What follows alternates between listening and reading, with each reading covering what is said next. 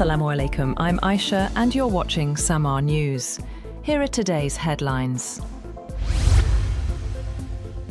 Israel and Iran have launched fresh attacks on each other, a day after Tehran struck an Israeli oil refinery and after US President Donald Trump warned Israel against further attacks on an Iranian offshore gas field shared with Qatar. The Israeli military said in a brief statement that it struck Tehran targeting the infrastructure of the Iranian terror regime. It added that Iran fired a barrage of missiles at Israel, triggering air raid sirens in Tel Aviv as explosions from air defense interceptors echoed across the city.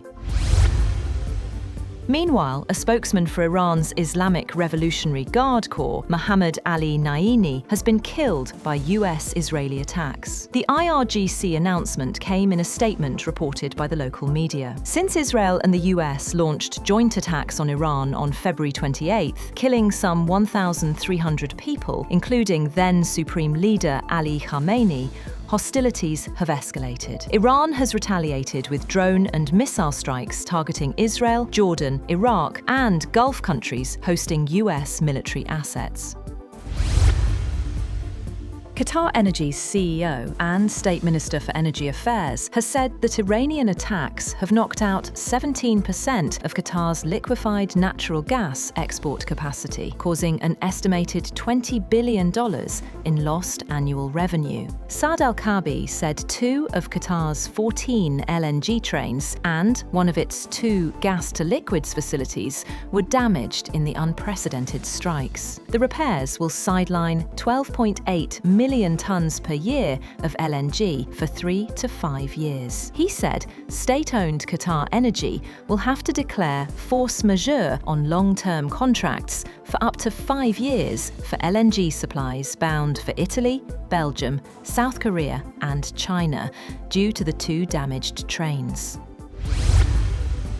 On the other hand, Israeli Prime Minister Benjamin Netanyahu has said that he believes pipelines should be built to transport Middle East oil and gas across the Arabian Peninsula and up to Israeli ports to avoid threats by Iran in the Hormuz Strait and other Gulf waters. He told a press conference that Tehran no longer has the capacity to enrich uranium, seeking, during the 45-minute event, to defend his country's military operations, even as its attacks on Iran's South Pars field inspired tit-for-tat strikes on energy plants across the Gulf. US President Donald Trump has drawn a parallel between US strikes on Iran and Japan's 1941 attack on Pearl Harbor, as he defended the war he launched against Tehran while meeting Japanese Prime Minister Sanae Takaichi in Washington. Takaichi's eyes widened and she shifted in her chair as Trump, seated beside her in the Oval Office, evoked the moment that drew the US into World War II.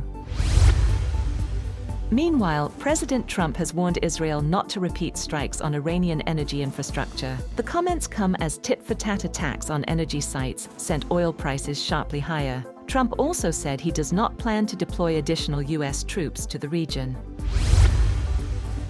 On the other hand, the US State Department has approved potential arms sales worth over $16.5 billion to Middle East allies. The package includes missiles, drones, radar systems, and F-16 upgrades for the UAE, Kuwait, and Jordan. The move comes as the war with Iran intensifies and energy infrastructure remains under attack.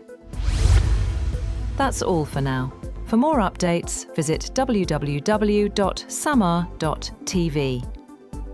Thank you for watching SAMAA News.